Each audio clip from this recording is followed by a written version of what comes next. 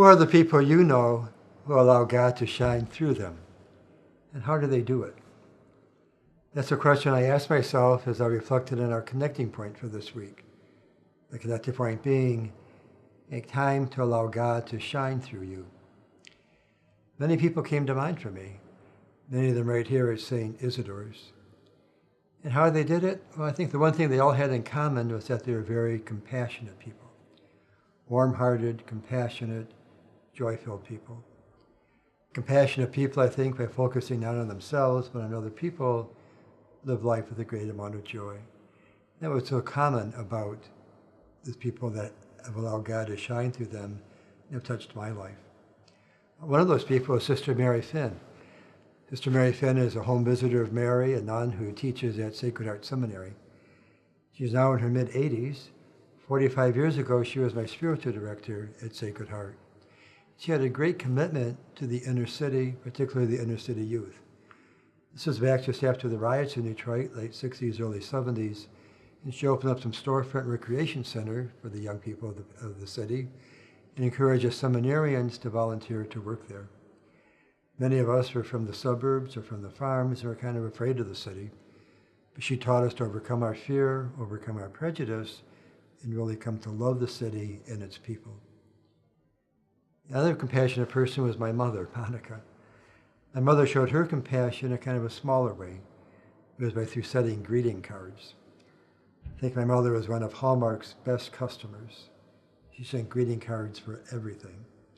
Birthdays, anniversaries, of course, congratulations on a new child, a new grandchild, a new home, tons of get well and sympathy cards, or just thinking of you cards.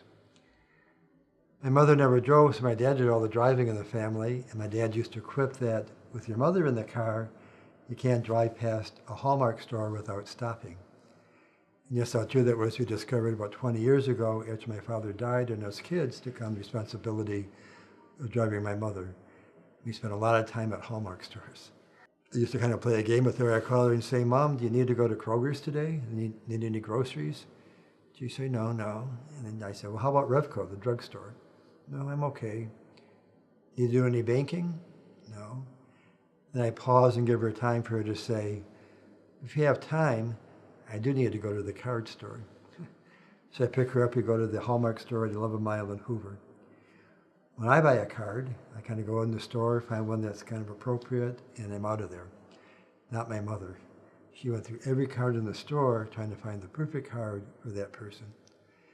She usually narrow it down to maybe one or two, then she'd look at us and say, do we have time to go to 13 Mile in Shaner?